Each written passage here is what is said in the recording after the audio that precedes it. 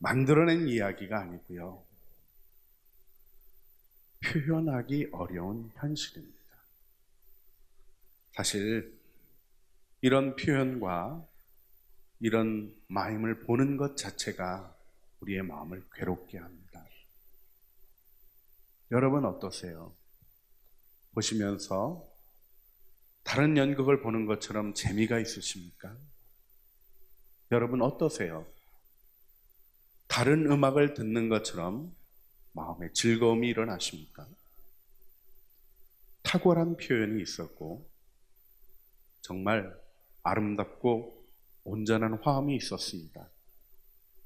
오늘 이 시간 우리 주님 앞에 드려진 이 공연, 하나님이 너무 귀히 여기시는 아름다운 일입니다.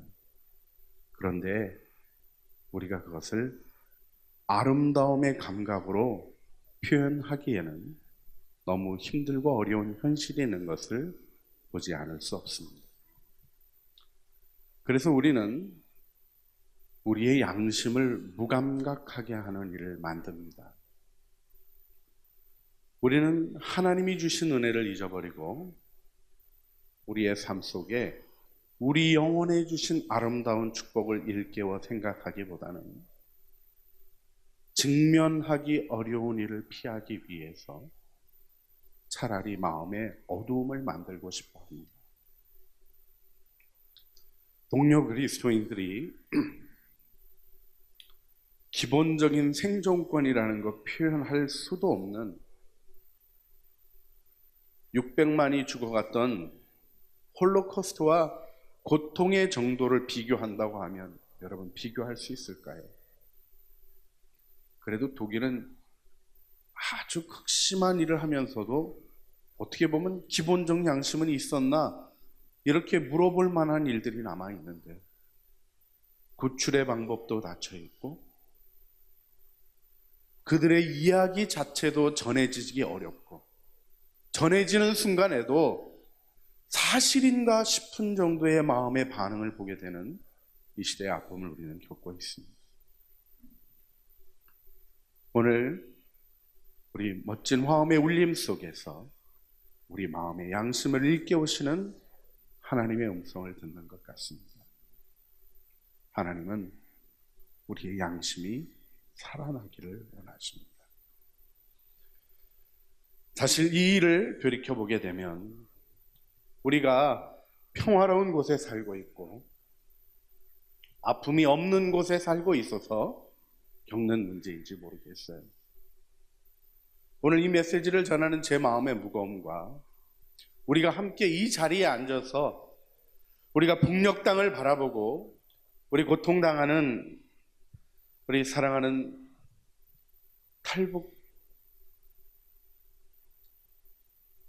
탈북자들을 이 시대 속에 우리 민족에게 와서도 정착하기 어렵게 따돌림 당하는 세터민들을 대하는 우리의 양심을 다시 한번 일깨워 생각해 보기를 원합니다. 하나님이 말라기에게 예언하게 하셨습니다. 그 예언은 무엇입니까? 11조 도둑질하지 말라는 겁니다. 여러분, 하나님이 돈이 필요하십니까? 우리가 11조 내면 하나님이 부자 되시는 겁니까? 우리는 우리의 마음속을 스스로 어둡게 하며 이 일의 진실에 다가가지 못합니다. 사실 하나님이 그 말씀을 하신 것은 이스라엘이 하나님의 은혜로부터 멀어지는 것에 대한 경고였습니다. 여러분, 죄 질려면요 먼저 은혜가 있어야 됩니다. 그거 아시나요? 11조를 도둑질하는 죄는 번 사람이 짓는 거예요. 아무것도 벌지 못한 사람은, 아무 소득도 없는 사람은 그 죄를 지을 기회가 없습니다. 사기는 아무나 치나요? 혀의 은사를 받아야 쳐요. 도둑질은 아무나 안 하고요. 제가 보니까요, 도둑질 하려면 적어도 은사 3개가 있어야 돼요. 밤에 담 넘을 건강의 은사가 있어야 되고요. 어두운 밤에도 어떤 게 돈이 된가를 알 수 있는 분별의 은사가 있어야 되고요. 그리고는 저 같으면 겁나가지고 하지도 못할 일들을 밤에 자고 있는 사람들, 사람 없는 집에 들어가서 문들을 뜯어내는 담력의 은사가 있어야 돼요. 동의를 잘 안 하시는 것 같습니다. 여러분, 우리가 하나님이 주신 은혜를 잊어버리는 일을 생각할 때 그 일의 목적을 잊어버림으로부터 시작된 원인을 생각하지 않을 수 없습니다. 여러분, 왜 하나님은 11조를 명하셨을까요? 레위기 27장 말씀을 보게 되면 이것이 성물이라는 말로 표현되어지는데 이 히브리어가 결국 헤렘이라는 단어와 연결되는 것임을 보게 됩니다. 헤렘은 다름 아니라 하나님께서 이스라엘 백성에게 가나안 족속을 멸족시키는 성전과 연결되어 있는 단어입니다. 오늘 짧은 시간에 길게 말씀드릴 수 없지만 이 레위기 27장이 이해하고 27장으로부터 계속 표현되어지는 11조에 대한 설명들 속에서 중요하게 나타나는 의미는 11조는 만몬을 파괴하는 헌물이라는 것입니다. 하나님이 이 시대에 어둠의 영들을 파괴하기 위한 일들을 행하십니다. 왜 그렇게 하셔야만 합니까? 어둠의 영들이 우리의 마음을 점령하고 우리의 마음을 어둡게 합니다. 여러분, 우상처럼 이상한 게 어디 있어요? 우상처럼 바보 같은 게 어디 있습니까? 여러분, 우상이 움직이긴 하나요? 사람 갖다 놓는데 갖다 놓으면 그대로 거기 서 있습니다. 손 하나 움직이지 못하고 말 하나 움직이지 못해요. 그런데 사람이 거기다 의미를 부여합니다. 이 신이 내가 비는 바를 이루어 줄 것이다. 여러분, 우상에게 비는 마음을 바울은 탐심이라고 이야기했습니다. 자기에게 주어진 것을 감사하지 않고 자신에게 주신 하나님의 목적을 따라가는 일을 순종하지 않고 자기 마음이 원하는 일을 하고자 하는 것이죠. 우리는 이 시대에 이 민족이 겪고 있는 이 아픔에 대하여 우리가 하나님의 마음으로 응답하고 있는가를 깊이 질문해 봐야 한다고 믿습니다. 우리가 직면하고 싶지 아니하는 현실, 우리가 굶주려가고 우리가 인권 유린을 당하고 극악무도한 일을 당하는 우리의 동료를 놓고도, 우리의 동료 그리스도인을 놓고도 한마디 이 길을 제대로 펼쳐가지 못하는 우리의 어두운 양심에 대한 하나님의 고발을 다시 한번 생각해 봐야 한다고 믿습니다. 여러분, 기독교의 역사는 살아있는 양심과 더불어 이어져 왔습니다. 사실 요즘은 양심이라는 말 자체를 별로 쓰고 싶어 하지 않습니다. 양심이 괴로운 일을 많이 하시나 봐요. 제가 분위기 반전을 시도하는데 전혀 되고 있지 않습니다. 우리들은 양심이 어려워지는 일에 대해서 스스로를 무겁게 가져가고 또 혹은 그 무거운 분위기 속에 있다가 자신을 탈출시킴으로 그걸 잊어버리려고 하는 마음을 가지고 있는지도 모르겠습니다. 여러분, 신앙에 대한 이야기를 성경이 펼쳐갈 때 히브리서 9장은 예수 그리스도의 속죄의 위대함을 이렇게 표현합니다. 영원하신 성령으로 말미암아 흠없는 자신을 하나님께 드린 그리스도의 피가 어찌 너희 양심으로 죽은 행실에서 깨끗하게 하고 살아계신 하나님을 섬기지 못하게 하겠느냐 하고 히브리서 9장 14절에 오히려 질문합니다. 여러분, 속죄의 제사를 가만히 보면요, 속죄의 제사에는 참 이상한 게 있어요. 구약의 속죄의 제사도 보면요, 속죄 제사를 드려야 되는 거가 죽은 사람과 접촉하면 부정해졌기 때문에 속죄의 제사를 드려야 합니다. 조금 이해가 갈 것 같아요.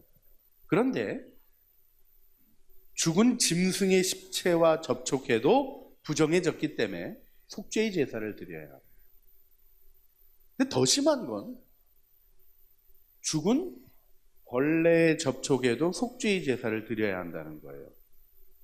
성경 읽으면서도 우리가 이걸 깜깜하게 만들고 읽어가니까 그렇지, 내용적으로 보면 뭡니까? 파리 잡고 제사 드려야 되는 거예요. 모기가 빨고 있는데 딱 쳐서 피 탁 치고 나면 제사 드려야 되는, 도대체 어떤 걸 말씀하시는 겁니까? 주님이 무엇을 원하신 겁니까? 양의 제물, 소의 제물을 원하셨을까요? 아니요. 예언자들에게 하나님이 선언하게 하셨습니다. 누군가 좀 나서서 막아달라.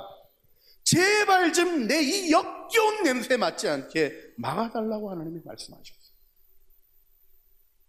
죄를 져도 제물 한번 살려드리면, 그래서 염소 한 마리 드리면 죄 싹 없애준다고 생각하면서 죄 짓는 일을 아파하지 않은 채로 하나님 앞에 나와 예물을 드리는 이스라엘에 대한 분노가 예언자들을 통하여 하나님께 선포되고 있었습니다.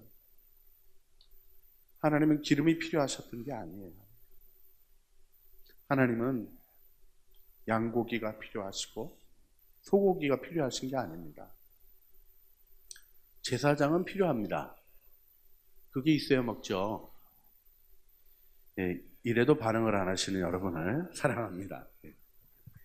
예, 우리의 인생 속에요, 우리의 생각이 하나님을 향하여 가고 있는가를 진지하게 고민해 보면, 우리는 우리가 알고 있는 세상의 이야기 속에 하나님을 묻어놓고 싶은 거예요. 여러분, 하나님은 우리의 마음이 온전해지기를 원하십니다.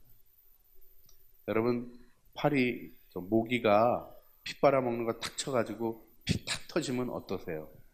기분이 좀 상쾌하세요? 갑자기 막 희열이 올라오고 기쁨으로 가득하십니까? 아니죠.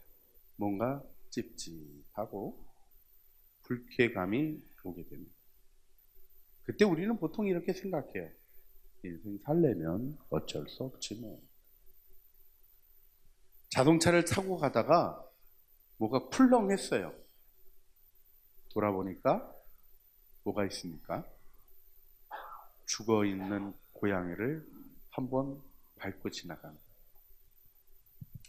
어떠십니까, 여러분? 보통 이렇게 생각하죠. 운전하며 살아가는데 이런 일은 어쩔 수 없는 거예요. 네, 어쩔 수 없습니다. 그러나 하나님은 그런 일로 인하여 우리의 양심이 어두워지고 우리의 양심이 다치고 상해가는 것을 회복하라고 요구하죠. 여러분, 속죄의 제사의 예수 그리스도의 보혈의 능력을 히브리서가 단번의 영혼이라는 이 에파팍스라는 아주 독특한 히브리어를 써서 완벽한 희생의 제사가 이루어진 위대한 제사, 하늘의 성소에서 자신의 피를 들고 가 드리신 그 위대한 제사를 설명할 때 그리스도의 피가 새롭게 하시는 것의 목적어가 바로 우리의 양심입니다. 그리스도의 피가 너희 양심을 죽은 행실에서 깨끗하게 하고, 주님은 우리의 양심이 살아나기를 원하십니다. 오늘 우리는 양심을 일깨우는 시간을 가지는 겁니다.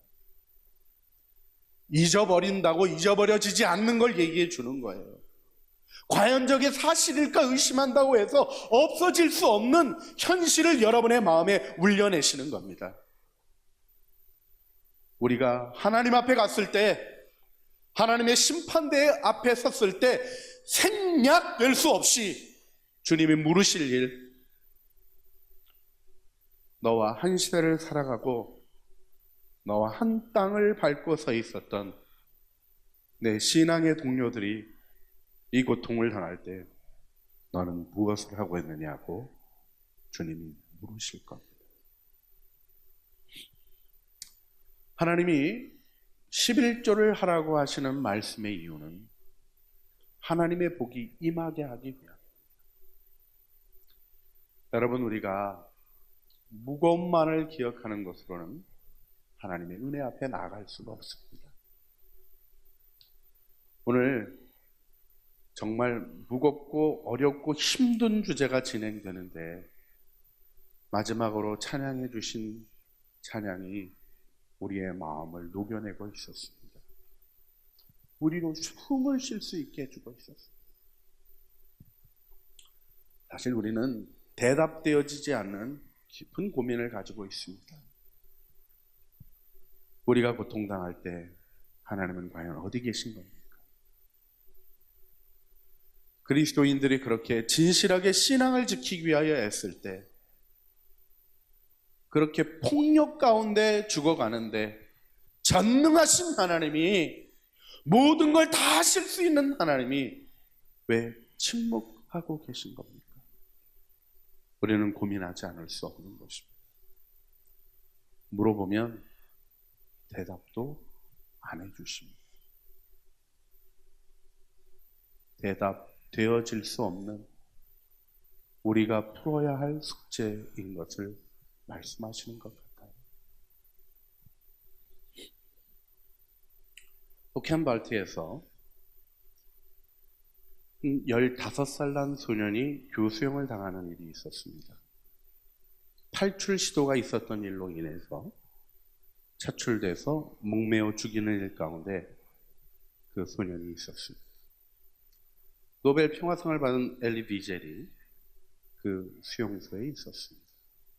자기 또래 아이가 목매달려서 바둥거리다가 혀를 길게 내밀고 죽어가는 모습을 보며 그는 부르짖습니다. 유대교 경건주의 전통에서 훈련받았던 엘리 비젤은 기도를 알고 있는 사람이었습니다. 하나님 어디 계십니까? 하나님 어디 계십니까? 애절하게 하나님께 기도합니다. 그때 그는 이해되지 않는 신비한 음성을 듣습니다. 나는 저 아이와 함께 목매달려 죽어가고 있지. 그는 이 일을 이해할 수 없었습니다. 오랜 세월이 지나고 그가 한 그리스도인으로부터 대화하는 중에 나는 그 목소리의 주인공이 누군 줄 알 것 같다는 이야기를 듣습니다. 그리고 예수 그리스도를 소개받습니다. 우리는 십자가에 달리신 하나님을 믿고 있습니다. 여러분, 이것이 하나님이 자신을 걷는 길을 보여주신 부분을 분명히 기억하시길 바랍니다. 하나님은 십자가에서 힘없이 죽어가십니다. 못을 뽑아낼 힘이 예수님에게 없으셨을까요? 자신을 창으로 찌르는 자의 창이 거꾸로 그의 가슴으로 찔려지도록 할 능력이 예수님에게 없으셨을까요? 예수님을 모함하고 거짓말하는 자들의 입술이 다 녹아 붙어버리게 할 능력이 예수님에게 없으셨을까요? 주님은 고요히 고통당하십니다. 이것이 우리 주님이 진정한 회개와 갱신과 화해로 가기 위한 십자가의 길을 우리에게 보여주신 것입니다. 주님은 고통을 품고 지고 나아가는 자 안에 함께 하십니다. 고통을 외면할 때 우리의 마음은 하나님으로부터 소외되어집니다. 오늘 이 자리에서 우리가 직면한 고통을 우리는 풀어낼 수 없습니다. 그러나 마음으로 품고 부르짖으며 아파하며 하나님의 민족을, 하나님 우리 동료 그리스도인들을, 우리 북녘 땅에 있는 사랑하는 지체들을 주님 기억하여 주십시오. 아직도 억류되어서 가족들과 헤어져 있는 이들을 주님 기억하여 주시고, 그 폭꽃 속에 고통당하는 사랑하는 우리 그리스도의 몸의 지체들을 기억하여 주시옵소서. 이 기도 속에 우리의 양심은 살아있고 하나님은 우리 속에서 일하실 수 있는 것입니다. 고통이 펼쳐질 때 하나님은 고통 당하는 자와 함께 하십니다. 고통이 펼쳐질 때 하나님은 그 고통을 품고 이해하며 기도하며 섬기는 교회와 더불어 역사하십니다. 그리고 주님은 우리에게 고통이 없는 영원한 나라의 소망을 빛나게 보여주시는 것입니다. 저는 이 시대에 통일이 와야 한다고 확신히 믿습니다. 제가 조금이라도 뛸 수 있을 때 하나님이 기회를 주시기를 원하는 기도를 합니다. 근데 사실 돌아가신 저희 아버님도 저와 똑같은 기도를 하고 계셨습니다. 아버님은 또 북에서 내려오셨기 때문에 더 아픔으로 돌보던 교인들이 있으셨고 가족들이 있으셨고, 큰아버지는 순교하셨고 할아버지도 공산당들에게 숙청돼서 돌아가셨습니다. 아픔이 있었습니다. 회복에 대한 갈망이 있었습니다. 저희 아버님 보지 못하고 돌아가셨어요. 아버님이 돌아가신 순간에 제가 기도하고 생각했던 부분이 있습니다.